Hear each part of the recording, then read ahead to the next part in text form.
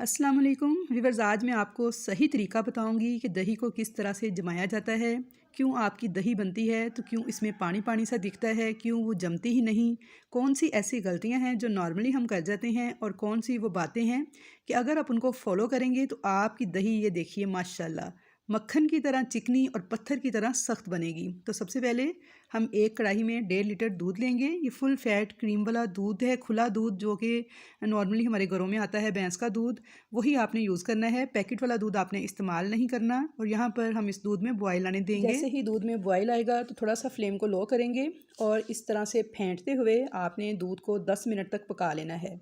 घड़ी से टाइम देखकर सिर्फ 10 मिनट तक आपने दूध को इस तरह से फेंटते हुए पकाते जाना है हाई फ्लेम पर, कि 1.5 लीटर दूध जो है ये पकने के बाद 1.25 लीटर रह जाए। तो व्यूअर्स, मैं आपके साथ बिल्कुल ओरिजिनल जो रेसिपी है वो शेयर कर रही हूँ दूध को जाग लगाने की, दही बनाने की। तो आप इसे ज़रूर फॉलो कीजिएगा और मुझे फ़ीडबैक दीजिएगा कि आपको मेरा ये तरीका कैसा लगा और आपका कैसा दही बनकर तैयार हुआ।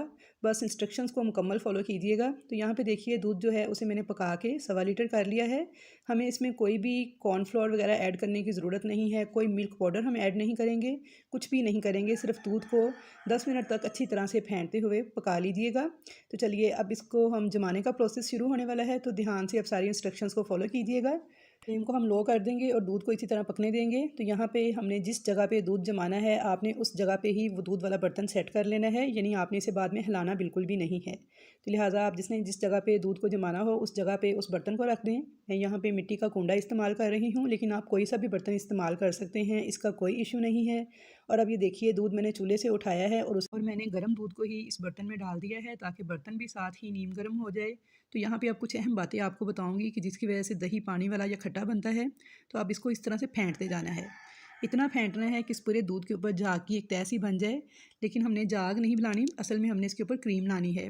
तो आपको पता होगा जो लोग दूध का काम करते हैं कि अगर दूध को बहुत ज़्यादा फेंटा जाए या हिलाया जाए तो इसकी जो क्रीम है वो ऊपर आ जाती है। तो क्रीम हमने ऊपर क्यों लानी है? क्योंकि हम इसके ऊपर शानदार मोटी मलाई बनाने वाले हैं। तो अच्छी तरह से आपने दूध को फेंट लेना है।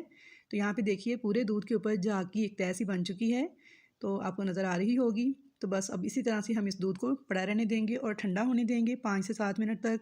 इसको कवर भी नहीं करना आपने, बस ताकि इसके ऊपर मलाई आ जाए।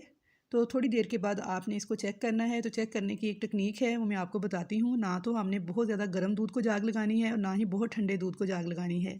अगर बहुत ज़्यादा गर्म दूध में जाग लगाएंगे तो उससे भी दूध जो है दही हमारी वो खट्टी हो जाती है। तो यहाँ पे देखिए कुछ देर के बाद मैंने उंगली इंसर्ट की है, तो लेकिन दूध अभी गर्म है बहुत ज़्यादा। तो अभी इसे इसी तरह छोड़ देंगे, मज़ीद ठंडा करेंगे। तो यहाँ पे तकरीबन मैंने इसे 12 से 14 मिनट के बाद चेक किया था। तो ये देखिए उंगली को इस तरह से इंसर्ट किया है एक साइड से और काउंट करूँगी 1 2 3 4 5 6 7, यानी कि 7 गिनने तक मेरी उंगली जो है दूध के अंदर ठहर गई है और बिल्कुल नीम गर्म सा मुझे दूध लग रहा है। तो इसका मतलब है दूध हमारा बिल्कुल परफेक्ट है जाग लगाने के लिए। अगर बहुत ज़्यादा ठंडा हो कि उंगली को पता ही ना चले तो तब भी आपने जाग नहीं लगानी। अगर बहुत ज़्यादा गर्म हो कि उंगली जलती हुई महसूस हो तब भी आपने जाग नहीं लगानी। तो दूध को इतना ही नीम गर्म रख के फिर आपने जाग लगानी है। तो अब जाग लगाने के लिए ना तो बहुत ज़्यादा ठंडा दही लेना है आपने, अगर फ्रिज में से निकाल रहे हैं तो थोड़ी देर पहले निकाल के रख दें ताकि वो रूम टेम्परेचर पर आ जाए। और अब इस दूध के दही के अंदर मैंने थोड़ा सा दूध मिक्स करके अच्छी तरह से इसको फेंट लिया था ताकि ये पतला सा हो जाए और इसका दाना सारा ख़त्म हो जाए। और अब देखें 2 से 3 चम्मच जो दही है वो मैंने उस पॉइंट पे जहाँ से उंगली इंसर्ट की थी वहीं से मैंने इसके अंदर डाल दिया है और इसी जगह से मैंने चम्मच अंदर डाल के हल्का सा इसको बस हिला देना है। पूरे दूध को आपने ना तो छेड़ना है ना हिलाना है, ये खुद ब खुद ही फैलता चला जाएगा। तो ये देखिए बिल्कुल उस पॉइंट से मैंने चम्मच जो है वो अंदर ले जाके इसको हिला दिया है।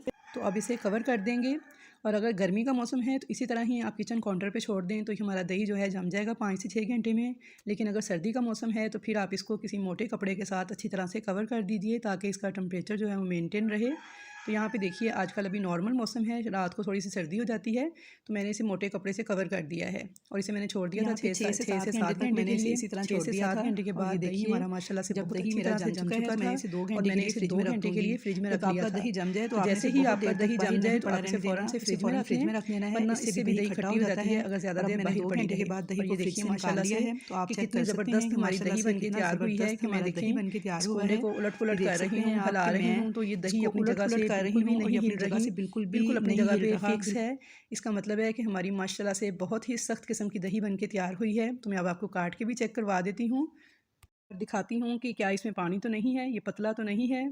तो ये देखिए माशाल्लाह ये बिल्कुल परफेक्ट मोटी मलाई वाली दही हमारी जो बनके तैयार हुई है।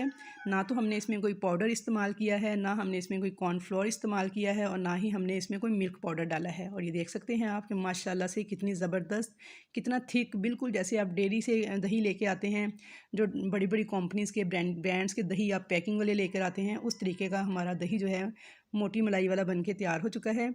तो आई होप व्यूवर्स कि आपको मेरी आज की ये वीडियो बहुत ज़्यादा पसंद आई होगी। अगर वीडियो पसंद आए तो वीडियो को लाइक ज़रूर कीजिएगा। चैनल पर नए हैं या फर्स्ट टाइम मेरी वीडियो वॉच कर रहे हैं तो चैनल को सब्सक्राइब कर लीजिएगा और कमेंट्स बॉक्स में अपना फ़ीडबैक भी ज़रूर दीजिएगा कि आपको मेरी ये दही जमाने की तरकीब कैसी लगी। तो इंशाल्लाह ताला आपसे मुलाकात होगी एक नई वीडियो के साथ। तब तक के लिए अल्लाह हाफिज़।